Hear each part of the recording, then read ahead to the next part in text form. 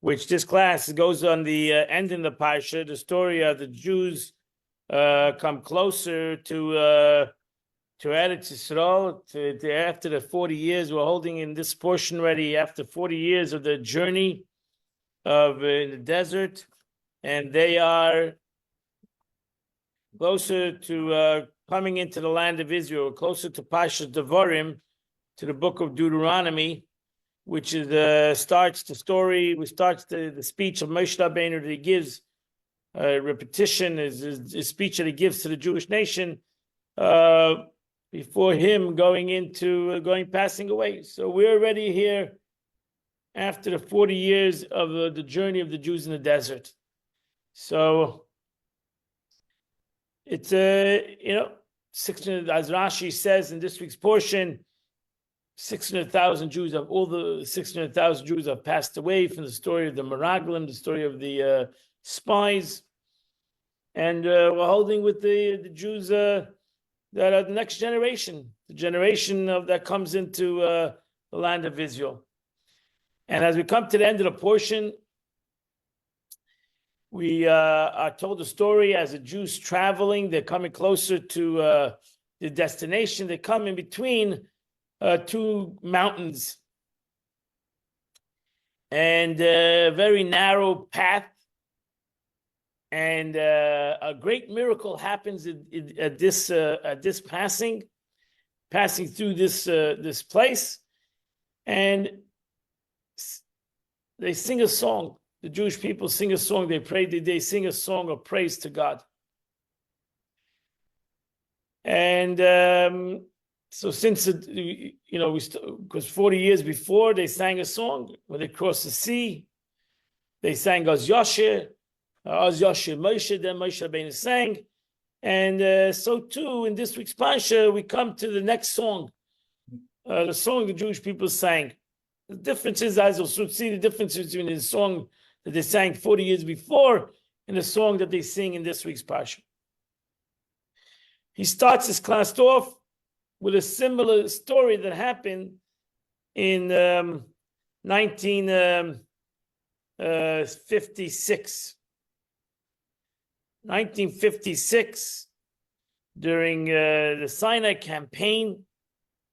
The Sinai campaign, they also came to called the Mitla Pass. The Mitla Pass. So this is actually, I believe, written by in his notes by General Ariel Sharon, blessed memory. So he writes the following in his diary. I'm holding on page 156. The pilots reported that the pass, this was a pass, a narrow pass.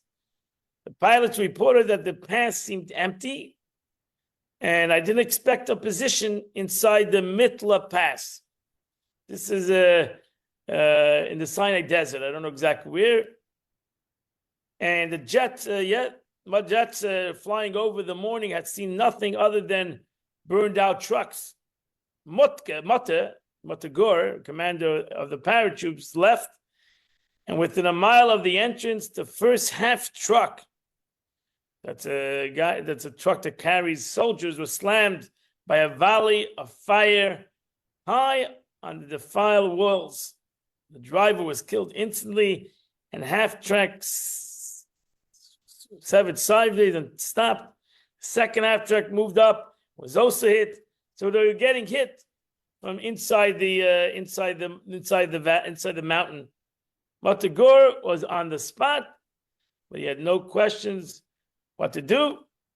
He moved in, and as he did, he was drawn into battle with the entire Egyptian infantry battalion that dug themselves into the ledges and the caves of the cliff walls that had not been noticed by our planes. The battle was raging, with Motagor still pinned down.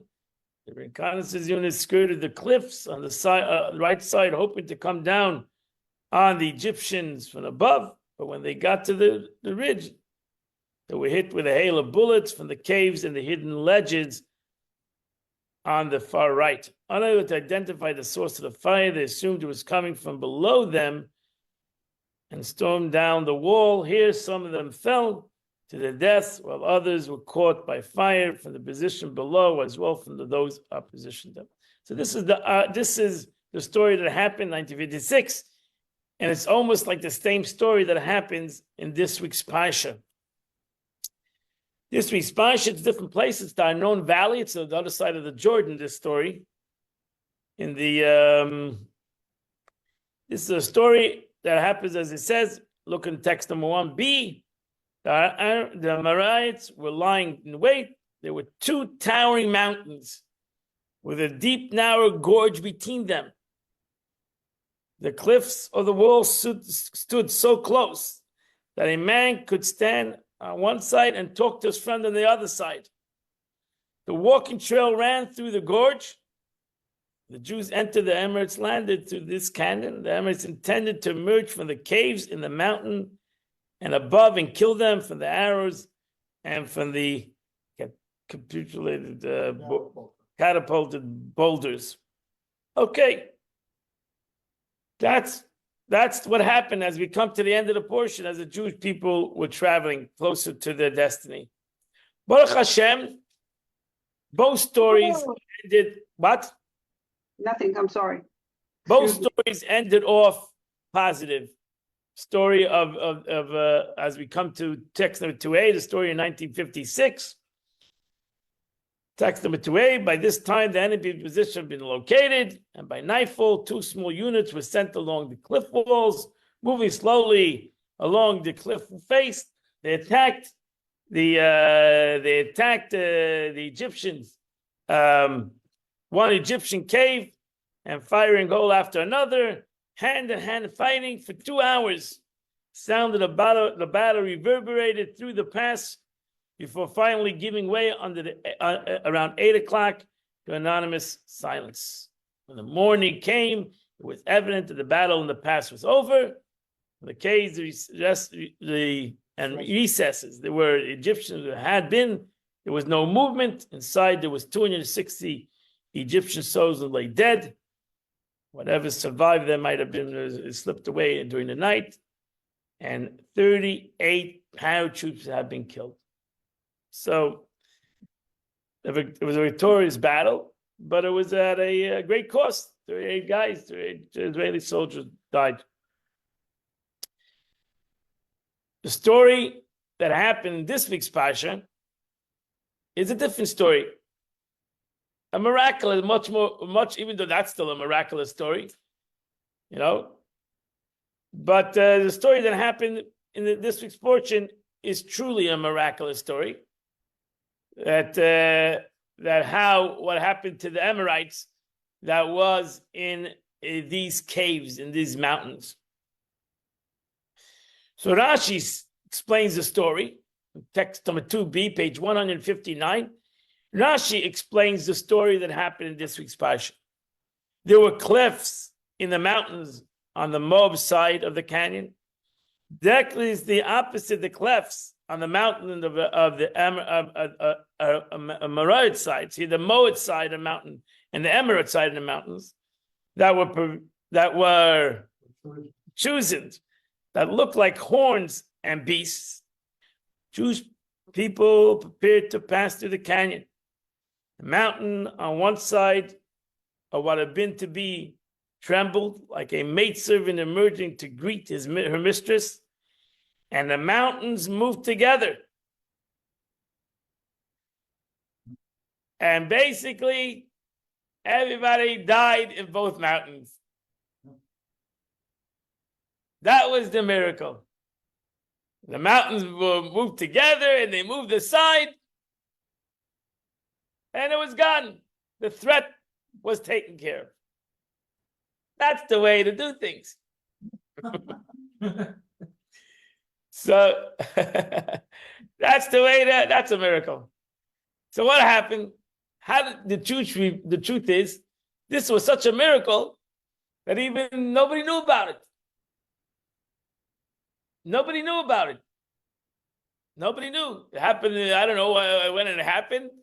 The mountains moved together. They moved aside. All the enemies were gone. How did the Jewish people even know about this story? So the story the story is told in an encrypted way in the portion, and we have to go to the Rashi. You have to go to the Rashi to know the encrypted story, and that's why the song that they sang, as you'll soon see in a second, you'll see the verse. So Rashi says in text number 3, again this week's portion, text number 3, page 160. From there, the blood of the slain flowed into the well. How did this happen? God said, who will inform my children of this miracle? As it says in Proverbs, if you give a child bread, inform his or her mother that you gave it. So here I gave the Jewish people a miracle. I brought them a miracle that they don't even know about. I have to inform them about this miracle. After the Jews passed through the mountains, returned to the original location, the well descended into the river. It gets a little gory over here, so I don't know if you want to read it, but and brought up the blood, arms, and limbs of the slain, and carried them around the Jewish camp. The Jews saw what happened, and they sang the song. Okay, so we know that there was called, how do the Jewish people in 40 years survive in a desert without water? That's one thing you need, is water. How do you survive in a desert without water? So there was Be'er Shel Miriam, which is also brought in this week's Parsha. In this week's Parsha talks another unbelievable miracle that happened to the Jews for 40 years. We know about this stone, this rock, I don't know what exactly it was, that miraculously gave forth the water on a constant basis. Constant basis. And not only water, you have to realize you have 2 million people that need water, and all the flock that need water and everything else. You're talking about a lot of water. There's a lot of water needed. And this rock went with the Jewish people 40 years in the desert. It was called Be'er Shel Miriam, the rock of Miriam, because it was given to the Jewish people in her honor. And it's brought down this week's portion, right? The story of Moses hitting the rock. So we have also this story of Moses hitting the rock, which is the also important part of the journey. Twice. Just like we have the song twice, right? Oz Yasha, when the Jewish people left Egypt, they sang a song. You have this week's portion, they sing a song. That's your verse. Oz Yasha Yisrael, that's in text number 4a. Then the Jewish people sang. You have the story, the same story, with the song. 40 years difference between the first and the second song. So too you have the story of the rock. If you remember, 40 years ago, Moses was asked to hit the rock. In this week's portion, Moses is asked to speak to the rock 40 years later. Right? So we have the two stories coming together. These two stories is going out of Egypt, singing a song. And 40 years later, coming to the end of the journey, slowly to the end of the journey, we have the Jewish people at the end of this week's portion sing a song, Oz Yasha Yisrael. And that's what you see in the words of the song. At this time, the Jewish people sang a song to God. They said, Ale Be'er Enulah. Right? Ascend, O well, sing to it. It's a cryptid song. It's a very short song.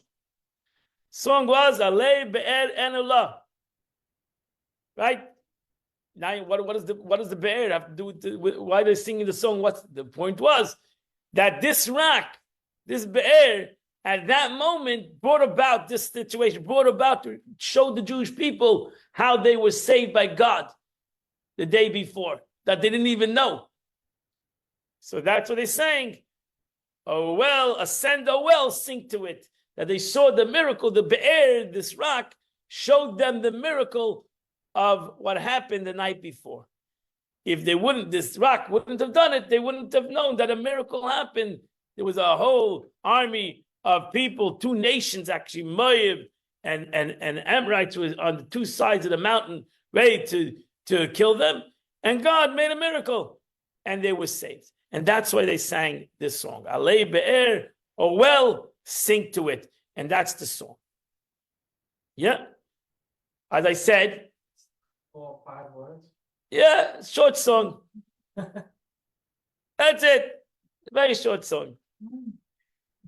When was the first song they sang? Was Oz Yasher, right? The text number 4b. Oz Yasher, Moshe, Bnei Yisrael, Hashira Azais, when they crossed the sea after leaving Egypt. 7 days after they left Egypt, they were stuck in a rock and a hard place, same situation.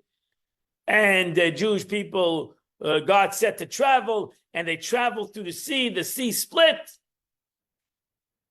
And they sang a song. Oz Yasher Moshe Bnei Yisrael Hashira Azais. Then the Jewish people sang the song. That's in the book of Exodus. You can see the song. It's a long song. We say this song every day in our davening. It's a long song. So what is the difference between the two songs? The song that they sang when they left Egypt and the song that they sang at this present time. That's it. They only sang 2 songs in this journey. In the Torah, you have 2 songs. That's it. The song of going out of Egypt, the song of this story. What happened in this week's portion when the mountains came together and they were saved. We have 2 songs in this Parsha, in this story, in the 40 years of their journey. What do you see if I'll ask you a simple question? You look at the 2 verses, you can see that they're openly 2 different things that we see, the difference between song A and song B.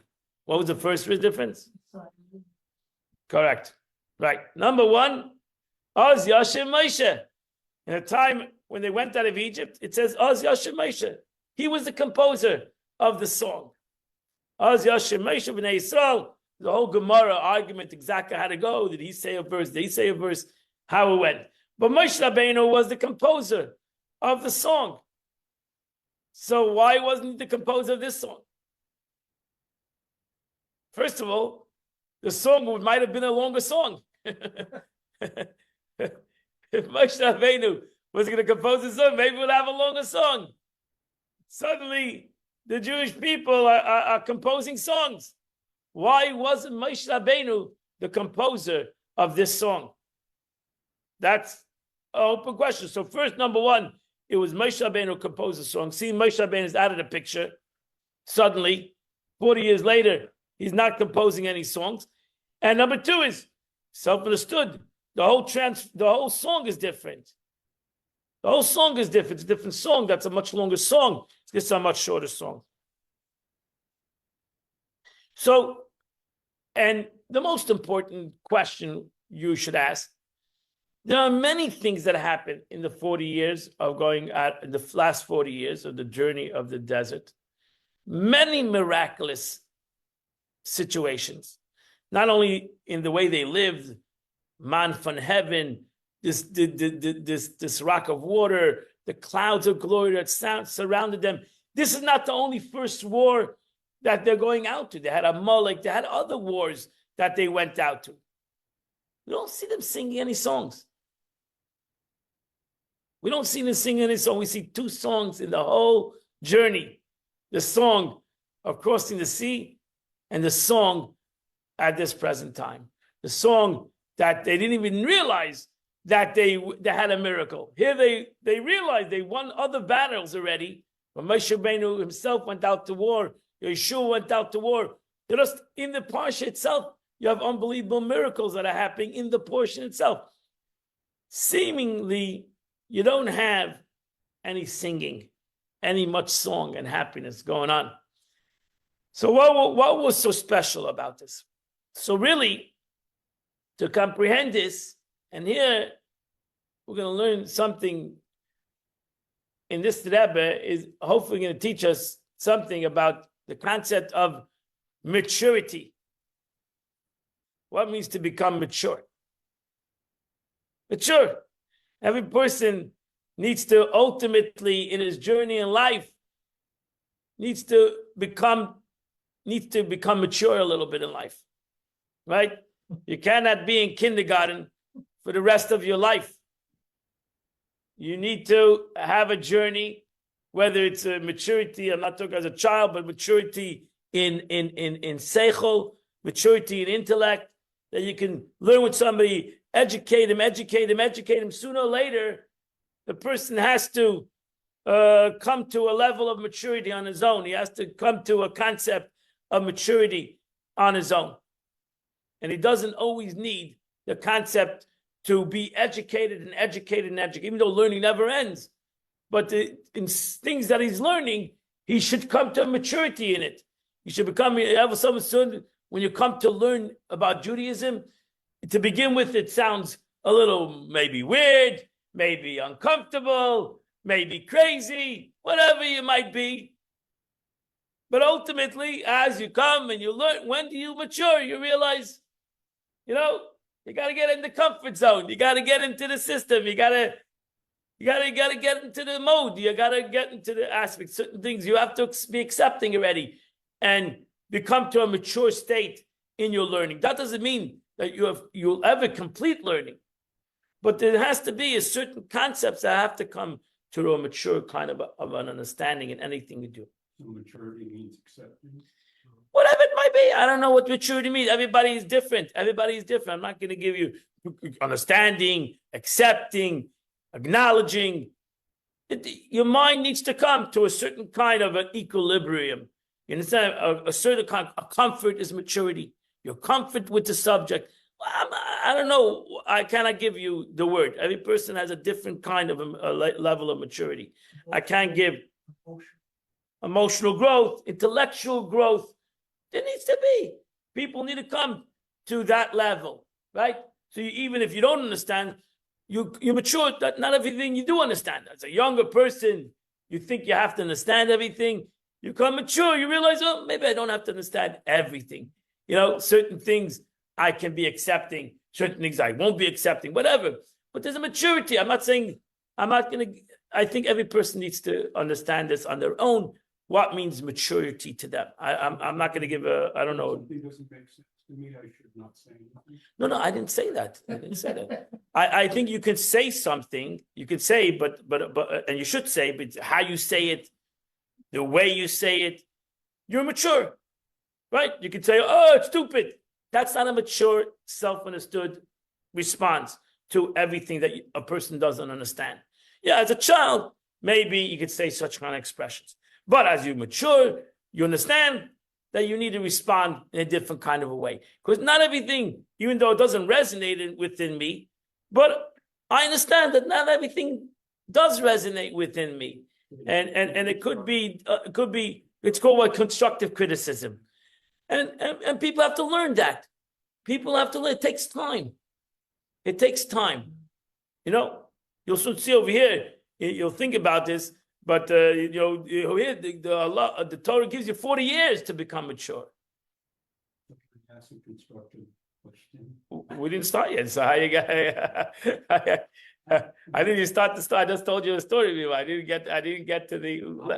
Okay, so wait. Let's see. Maybe we'll answer. Because, in essence, the truth is, as I say, Bamidbar, the book of Numbers, is an important book to the Jewish people. I mean, every one of the 5 books is important. I'm just saying it's important to the concept of the journey, because Bamidbar is the journey of the Jewish nation. It's a journey until Bamidbar is really all about God and His relationship with us. Now it's our relationship with God. It's our journey, and it's a 40-year journey.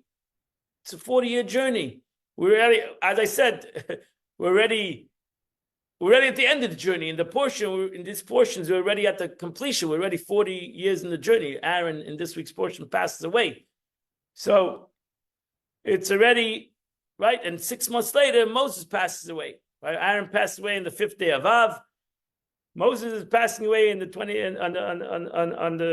7th day of Adar next year.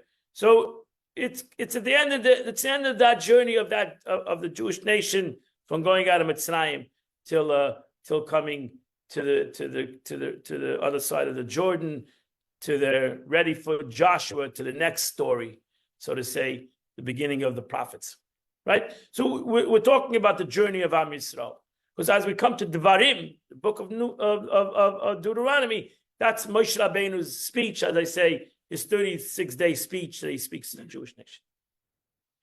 So he spoke for 36 days. I don't know if he spoke 36 days, 24 hours, but he gave his last testament, his repetition of the story of the Jews, and that's a separate book. To some, even the Torah really ends off in not this week's, but in the book of Numbers is where the Torah really completes that situation. And Devarim is called words. It's called Deuteronomy. Deuteronomy is double. That's the repetition of Moses. No thing is a repetition, but it does the Deuteronomy. It comes from the summary. Right. Okay. So the Rebbe is going to start the journey. The journey starts with going out of Egypt. The journey ends actually with the story in this week's portion. What's the journey of going out of Egypt? The Jewish people come out of Mitzrayim. You should remember this. And they come 7 days later. They're stuck in a situation between a mountain and a water. What do you do? What do you do? The Egyptians are coming from the mountain. You got a water in front of you. What do you do? We have no boats. We just left Egypt. Well, what do we do? So what does Moshe Rabbeinu say to them? The famous statements in page 162. Hashem yilachem lachem va'atem tachrishim. God will fight for you. You remain silent. That's it. That's like a real, that's true. What's that? That's like a real, like a child and a parent relationship. Right? Nobody's expecting the children to go out to fight. Right? Your parents are here to protect you. Right? It's his job. That's your job as a parent, to protect your children, to fight with them, fight for them. You don't expect your children to go and so what do children usually do? They fetch. They cry. So what does Moshe Rabbeinu say? What are you worried about? What are you worried about? Stop fetching. Here's a dummy. They give it a dummy. Here's a dummy, and take the dummy, and don't worry. I'm going to fight for you. David's going to fight for you. What do you want? Shem yilachem lachem lachem technish. You be quiet, and God will fight for you. That's the story. And what happens? They keep on marching. They march into the water, and God splits the sea. Amachaya. They go through the sea. The Egyptians come by behind them. What does God do? He puts the sea, and Amachaya. That's the way to do things. That's the way it's done. That's the way it's done. You have that situation. I agree, because we're not children anymore. So you have to become adults. You cannot be. We'll get to. So the Rebbe writes in text number 5b. Look at the Rebbe. The unique novelty of this miracle was, as the Torah says, God will fight for you, and you remain silent. In other instances of endangerment, our ancestors had to go out to war. Right? Why didn't this happen other times? Good question. Well, there's a war out there. Stay, be quiet, go fight the war. What? That's the way. You're 100% right. Our ancestors had to go to war. So we see that didn't happen like that constantly. We see in the Torah itself, in the 40 years of journey, they had a couple of wars here and there, and they had to go out to war. Only then did God ensure the rescue. Right? Only then. You go out to war. They were victorious. Nobody's arguing. The Jews were victorious in all their wars in the Torah. But they had to go out to war. And victorious is a miraculous fashion. At the splitting of the sea of reeds, however, Jews were in a state of silence. Don't do war. You don't have to go out to war. Don't do nothing. They did nothing to save themselves from the Egyptians. They just walked into the water. God and only God fought off the Egyptians. That's what he did. He brought them in. He brought the Egyptians into the water, and he destroyed them and finished. When God steps in for us and does all the heavy lifting in our stead, he demonstrates his extreme love for us. Not only does he save us from danger, but he also spares us for the need to perform even the slightest effort. This is why this miracle spurred the Jews to sing a song. Okay, now it makes sense. Oz Yashem Moshe, what could be better? You don't have to arm yourself. You don't go to a fight. You simply march on, and everything taken care of for you. The same now. What happened? The next situation, not the next situation. The situation this week's portion. The same occurred in the Arnon River. Here too, God saved us in a manner of God will fight for you and you remain silent. Thus, this miracle also inspired the Jews to sing a song. So that's why that's the answer to the question to why these two signs they sang a song.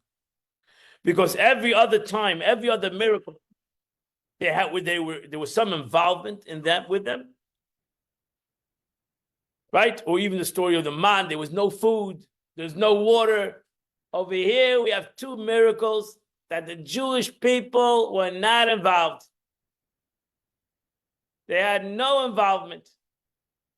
The only thing they were doing is marching, moving. That was what they were doing. They were not involved in anything whatsoever. But the truth is that this week's miracle is even a greater miracle than the crossing of the sea.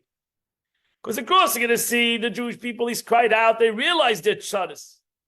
They knew their pain, right? They saw that they're in tzaddis. They're between an army and a river. They're in tzaddis. That's where they cried out to God. But this situation, this week's portion, didn't even know they were in tzaddis. They had no idea that they were in danger. They were totally oblivious to the whole danger. So here we find even a greater miracle. A miracle that happened that they were oblivious to. If it wasn't for the rock that told them about the story, the story would never been known. This miracle would have never been known. The miracle of two mountains coming together and destroying all the Amorites in them, right? It would never be known. A story that would have been totally hidden from history. They didn't notice the rock? No, the Parsha that happened, I don't know. They were not there yet. They were not there. It was ahead of them. The elements of, so the Rebbe says in text number 5c, the elements of God's fighting for you is prevalent in a miracle of Arnon to the extent that the Jews knew neither of the danger nor the salvation. They didn't know the story. Now that's a miracle. That's unbelievable. At least when you have a situation and you demand them, you pray for a miracle and God makes a miracle. Here, they didn't even know. They didn't know the story that happened. They had no idea that they were in danger. They had no idea that they were saved. They had no idea. In every other trial, Moshe either solved the problem or prayed for God's salvation. In this case, salvation was facilitated without Moshe's involvement. He was not involved in the whole story. Moshe Rabbeinu also didn't know this situation. God did the fighting and the Jews remained silent. This is even truer now than the seer reads. At the seer reads, the people were aware of danger, and Moshe prayed for them. In this case, God saved them from before even they knew they were in danger. And that's the story. So that's a miracle. It's a miracle that comes through something. And here you have a miracle that you don't even know it's a miracle. It's a miraculous thing that happened. And if there's not going to be something that's going to foretell it or that's going to tell you about it, you would never know that this miracle happened.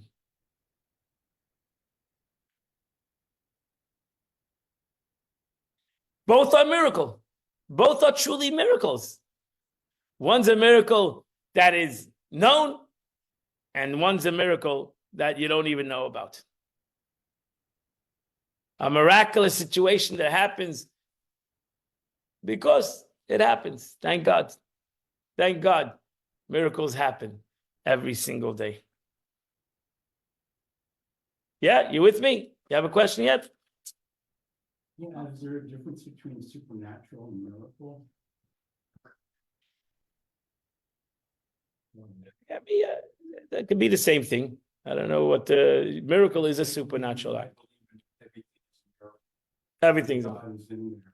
right. At the same time, they're supernatural, and a lot of those Right. things sound supernatural. My question would be, I'm okay with that, but it seems a little strange that those supernatural things don't continue to happen throughout history, like in hell too. Right. It makes me wonder, maybe they misunderstood, maybe they wrote it down wrong.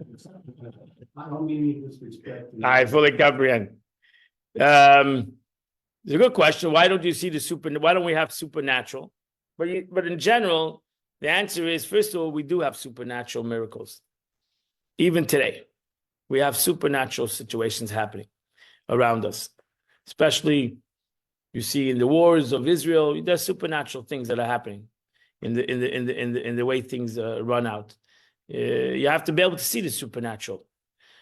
Supernatural don't affect you as much as to see the miracle in the natural. And that's why we're not involved. We're not looking. The point that we're not here is to look for the supernatural.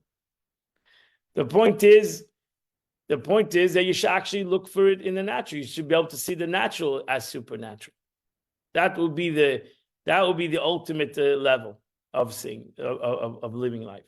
To be able to see that everything that happens is really supernatural. Things that the truth is in Chassidut, nature, the word nature is really means supernatural. When you say something that's the natural, then what does that mean? That means you don't really know how to explain it, but that's the way it is. So that the sun comes out, because it's today's day, it's a supernatural act, but we call it nature. Comes from the word nature is something that's above really understanding. That's just nature. Human, what do they call it? Mother Nature. Why is it Mother Nature? Because that's the way it is. It's really a supernatural act. But we don't take it as a supernatural act. We take it as, in Hebrew, what's called teva, nature.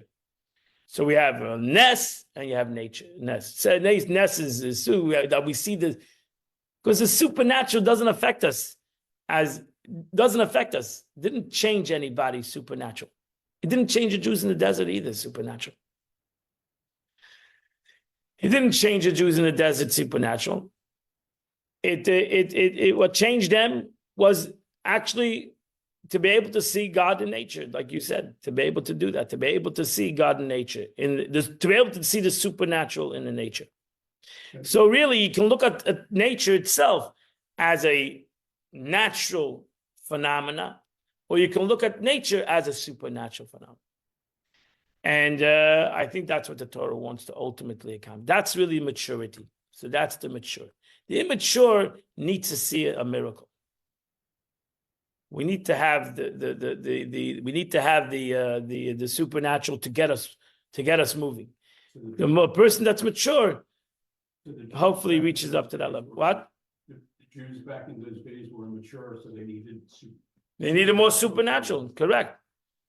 But ultimately, they had to come to be able to see it through the nature. They needed to become mature. That's why the Rebbe is going to say over here.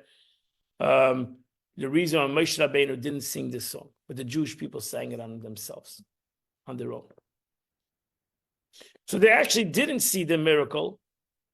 The miracle happened before them. They saw something else happen, which they realized that there was a miracle. So something natural happened, whatever. I mean, supernatural, but they didn't see that supernatural action happen at all. They didn't know that these things that the supernatural happened. They didn't see it. If you imagine saw two mountains moving together, I mean, it would blow your mind away. But they didn't see actually that thing happen. How did they know to sing the 3-word song? Because again, this Be'er brought out all these things. So when they walked through the clefts of these mountains, suddenly they saw all this blood. So they realized something happened over here. That there was a calamity in the making, and God brought about a salvation. But that happened after. That was an after situation. So to be able to see that, wow, the nature, what you think does happen, you can look at it as a natural way, or you can look at it ultimately, wow, something supernatural happened at this present moment, because it's a godly action. So we're both in the same. You refuse anything with that, but it's a beautiful answer. I agree with you. Okay, wow, something we agree, Charles, on. I'm very happy. That's a supernatural act in the nature. It's still kind of like. I agree. That's why I like the way you just said it's difficult to play with. And that's why you need to be mature. Ultimately. Because the world or godliness or the Torah cannot give you everything on a platter. Because then you would be not involved in it.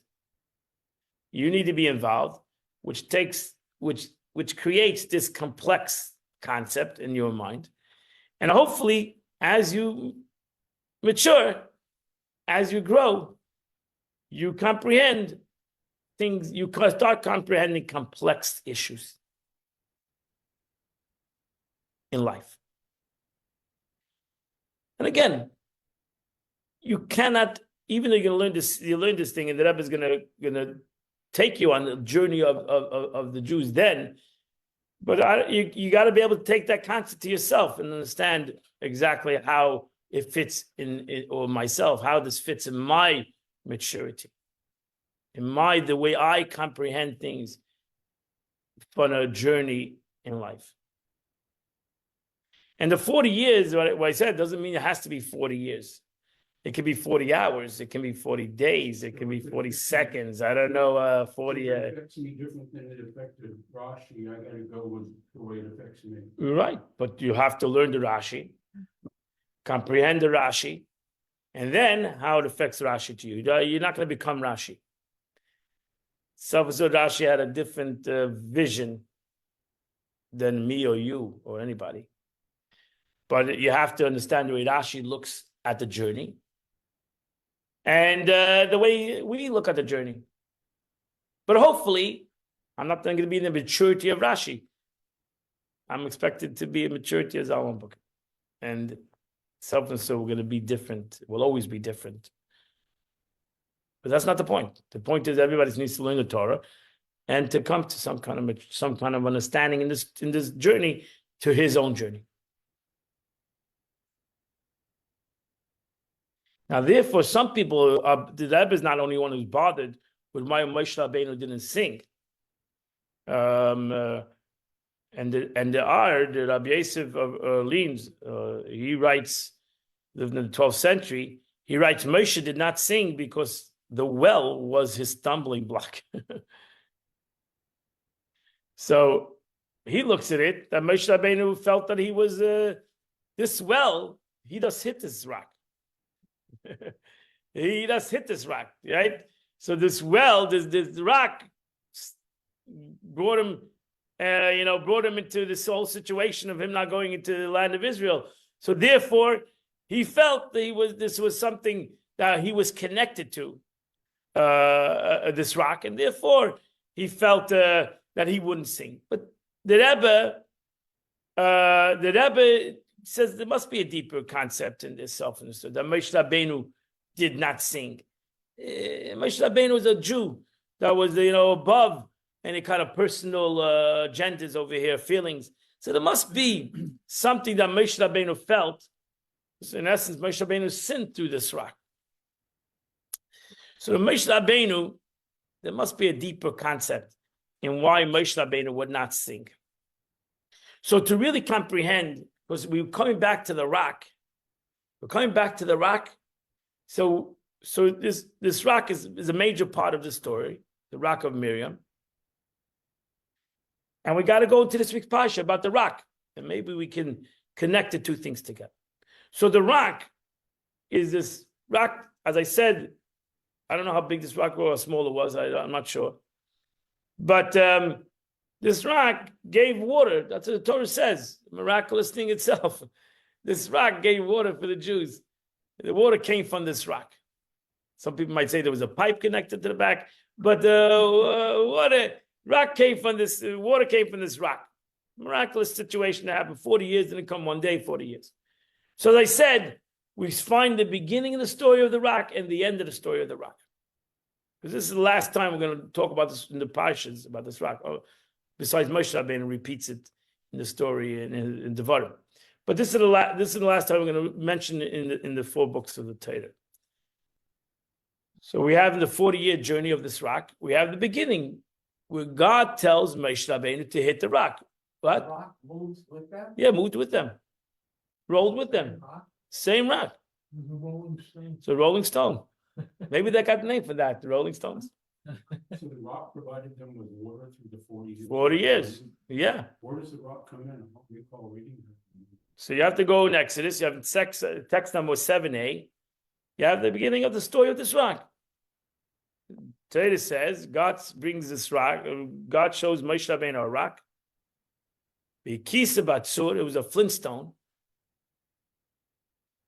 Torah says in Exodus chapter 17, verse number 6, Torah says, hit the stone and water will emerge from it. This is why when they left Egypt, they had no water.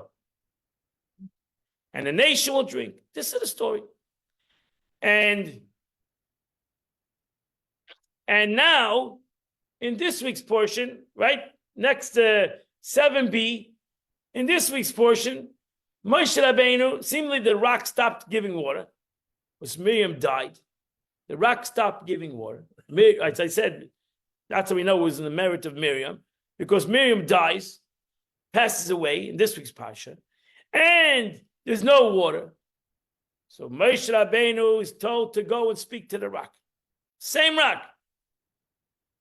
And he speaks to the rock, and the rock doesn't give water. So what does he do? He hits the rock.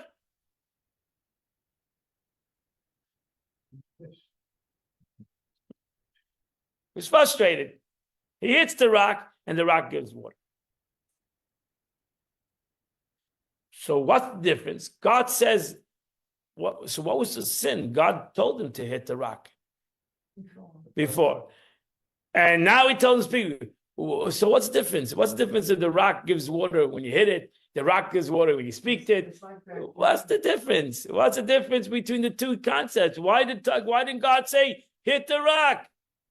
Why say talk to the rock and not hit the rock? He told him to hit the rock. What's the difference? Is it less miracle if you hit a rock? Or you hit a rock, or you talk to a rock? What's the difference? It seems to me pretty miraculous. You hit a rock and water comes out of a rock. But so what is the difference in the two stories? Why do we make a big deal of these two stories? It's deceiving because God says, take the stick, the Right, take the stick and talk to the rock. and it's like Simon, It's like a setup. It's a setup. Simon says if you don't say, like, you catch the people, you say, Right. touch your head, Correct. you touch their head. Right. But God says talk to the rock. My question is, why did God say talk to the rock? Take the stick and hit the rock. You're gonna insult the rock if you hit it. Hit the rock. I doesn't tell you to hit with the stick. Yeah, you're insulting the rock. You're insulting God. Okay, that's what the problem is. That's the God. But why did God put him up to that? Why did we change? So he talked to the rock. So the Medrash says, Yalkut Shimoni says as follows, 7b. Over here, God says talk to the rock. The Parsha does not say strike the rock. God was telling Moshe Rabbeinu, when students are young, the teacher is sometimes required to restrain and teach them to avoid danger. Once they grow older, it's about time the Jewish people are 40 years later, you should be able to talk to the rock.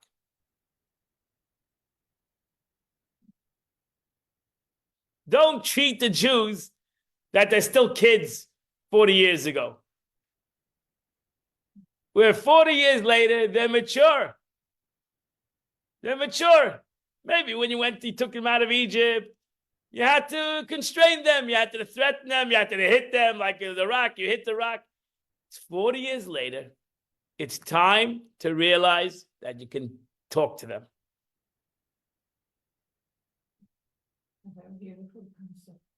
You should be able to not have to scream at them.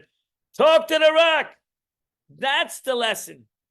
That's the story. The story of this 40-year journey is a story like a child.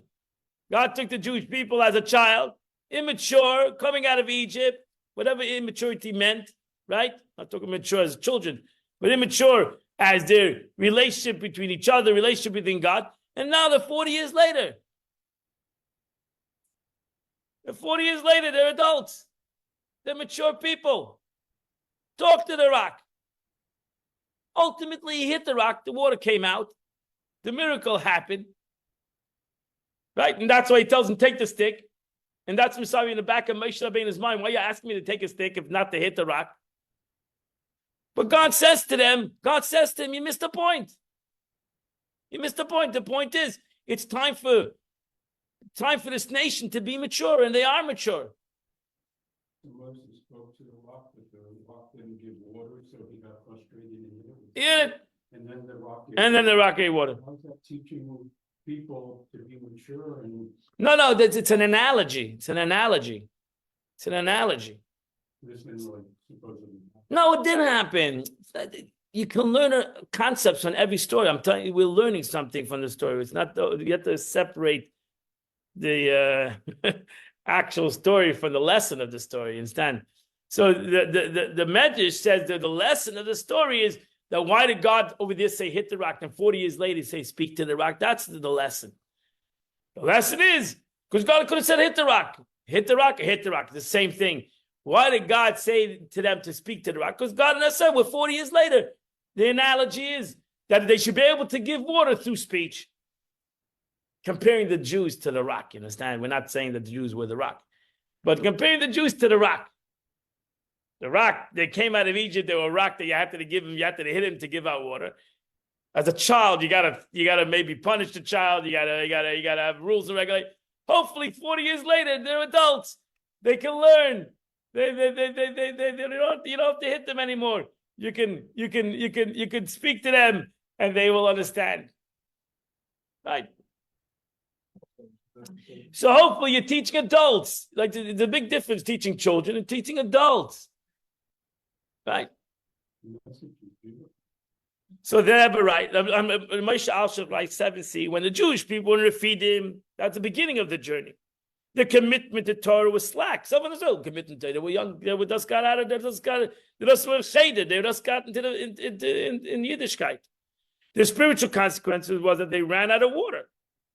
Again, we're not talking about the spirit. We're talking the spiritual concept, the story behind the story. Understand the spiritual symbols, Torah. That's the story. The story is, where do we get water? They were looking not for water, physical. They were looking for spiritual water. I love Tanya and Kabbalah. It's the Torah that I have a problem with. Yeah, Torah is Tanya Kabbalah. God wanted to teach them that people in their spiritual infancy, new to the path of Torah, sometimes require the physical restraint. They might not take up the slack, allow the flow of their spiritual waters, unless physical compelled them to do so. So therefore, you might get involved in Yiddishkeit through different tzaddis, and other people got involved in Judaism through tzaddis and sadness and other things. That's you turn to God through your pain. And that, okay, better than never. So people get involved in Yiddishkeit when there may be things are not going so great. But slowly, you have to mature. You got to mature. You gotta grow up.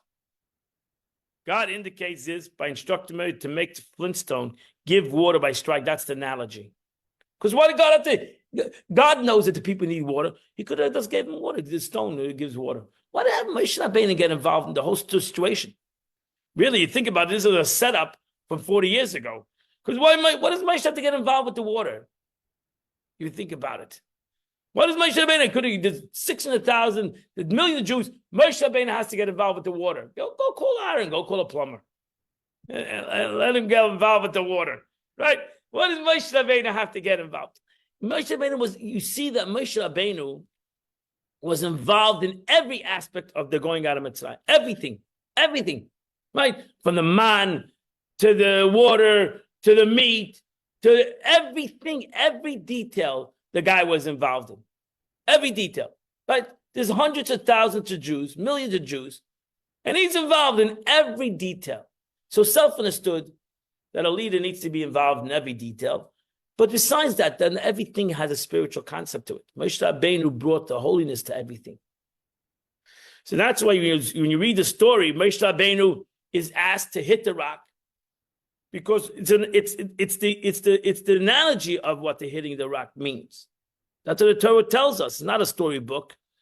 So when you read the story, Moshe Rabbeinu is hitting the rock because God's telling him how journey of Jews are going to be throughout history. They're going to get involved either as children or even as adults, are going to act like children, and they're going to be all children, and you have to know how to develop them, how to educate them. This is the manner teacher of the young students who are about to go get into trouble. However, 40 years later, when they were at the desert of Kadesh, they had spiritually matured and embraced the yoke of the Torah. Therefore, a verbal reminder would have sufficed to help them avoid the spiritual pitfall. God implies this by instructing Moshe to talk to the stone, and it will give the water. I want to do the next. So now, God says how to bring out the wells of water, the well springs of water. The well springs of water. This is about bringing out the Torah. We're learning from the story, the concept of Torah, how to bring out the well springs of water. Water is symbolic to Torah.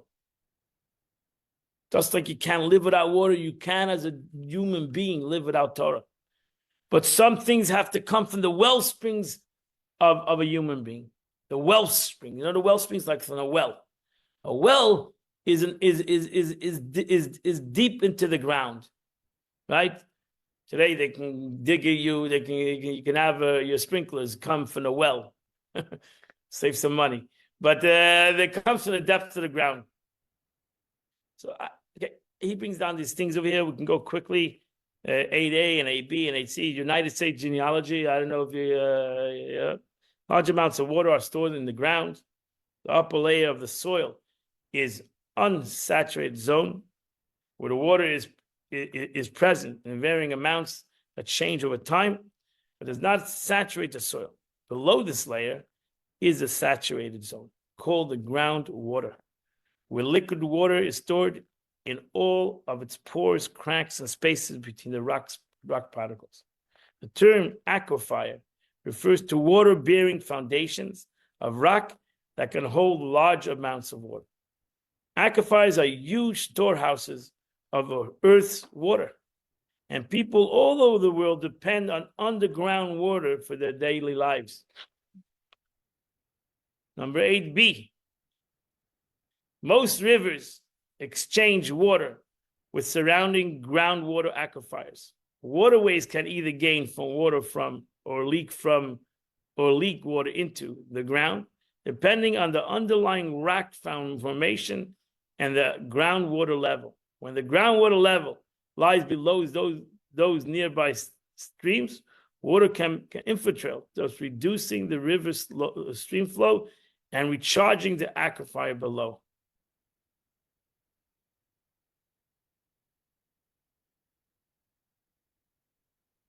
Yeah? So this is an amazing thing. The next thing, the water is crudely filtered in the rocks.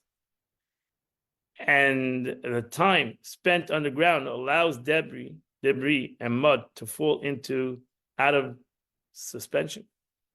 If underground long enough, lack of sunlight causes most algae and water plants to die.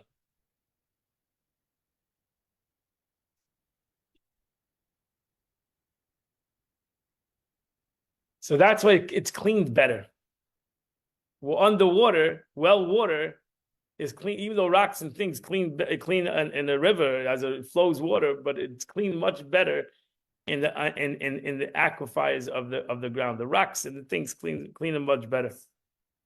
So in essence, that's why we have the well springs of the wellspring. There's a wellspring. When you go to a well, You ever drank from a well?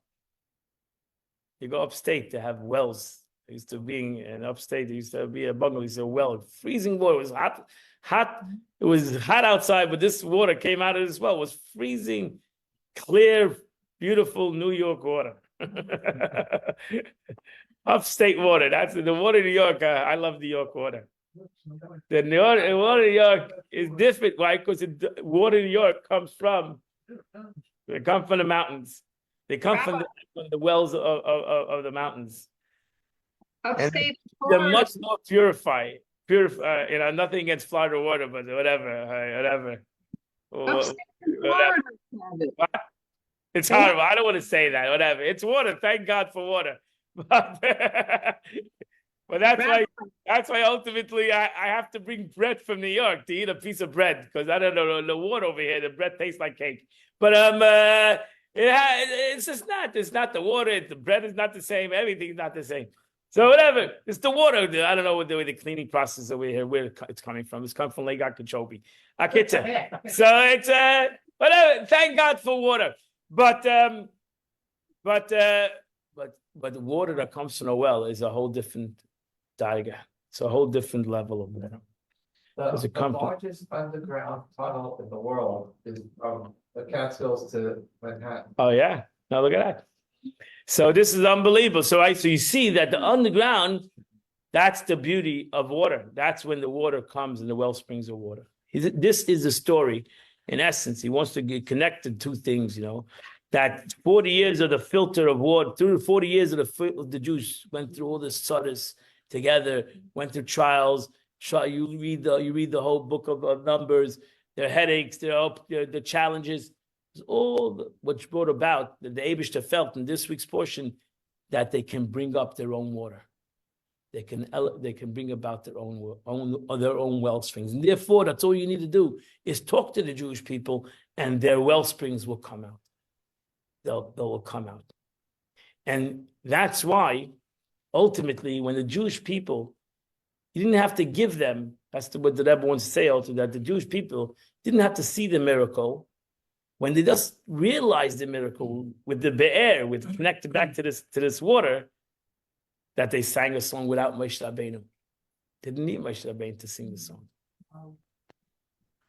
And they didn't need to sing a big song. It was no need. It was their expression of their own expression of their gratitude to the Eibishter. That they didn't even see the miracle. They didn't even merit to see the miracle. It was only this be'er that reminded them of their well springs, of their gratitude to the Eibishter. And that's the ultimate reality. So, yeah, we have a lot of hope. So our soul, the Alter Rebbe writes, we're almost done.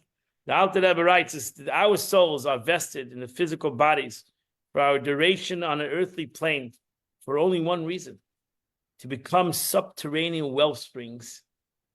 When water travels through soil and is filtered and purified, similarly, our souls are filtered when we perform physical acts of mitzvahs with tactical objects. Deeper still is when our godly soul prevails over our animal soul, to restrain it and transform it into darkness, into light. That's our journey. In other words, our body corporality and the world physicality form a passageway through which the soul reconnects with its roots. The living God created this wellspring entails digging and carving, the removal of the soil that seals the mouth of the wellspring. Similarly, we must remove everything that conceals and covers our innate love for God. We accomplish this by restraining our competing drives, compelling ourselves to avoid forbidden and the indulgence and to permit it only for the sake of heaven, for holy purposes. This subordinates our will to his will. This includes the commitment to study of the Torah for longer periods than we are accustomed to, giving more charity than we're naturally inclined to give. These similar behaviors dig, carve, and remove our inner coarseness, rooted in impurity, till they are completely nullified. This brings our hidden love of God. This is our wellsprings. Al brings our hidden love. And the Rebbe, that was out to the Rebbe. The Rebbe continues in text number 9. After Jews traveled in the desert for 40 years, Torah states, and God did not give you a heart in which to know and eyes in which to hear until this very day. The Abisha said, you created that heart. I could give you everything, but it's your journey that brought about this ava, this relationship. Our sage of Blessed Mary observed from this, we infer that it takes 40 years for a pupil to ascend to the level of their teacher's knowledge. However, after 40 years, one does indeed master one's teacher's knowledge. Text 11, the Rebbe continues that the Jews sang the song to God without Moshe's leadership, tells us that they merited to become like the well springs of this living water. This is an exalted level of purity that their predecessors in the previous generation did not merit to attain. And that's the beauty the Rebbe looks at this whole story. So really, that's the journey. The journey is that ultimately to be greater than Moshe Rabbeinu, really. And that makes Moshe Rabbeinu happy, to sing a song without Moshe Rabbeinu, so to say. To reach the level that you feel you're on your own. Right? You understand it on your own. And you can handle anything that comes your way. And you can take everything in a mature way. Again, doesn't mean you have to agree with everything. Doesn't mean, but you have to take it in a mature way. So whether you understand it in a particular way, whether you understand it in a spiritual way, whatever it might be, it needs to be done ultimately. Like the Jewish people, that doesn't need Moshe Rabbeinu to sing for them and tell them what to sing and how to sing. Doesn't need a stone to be hit. Doesn't need to do. Needs to become something that comes from oneself, and he knows how to filter it through. He knows how to have the rocks. So his rocks, his nature. How do you filter it through that it becomes your well, your godly well? And that's a beautiful sikha, the way the Rebbe took the portion. I wanted to send off, the Rebbe ended with tzedakah.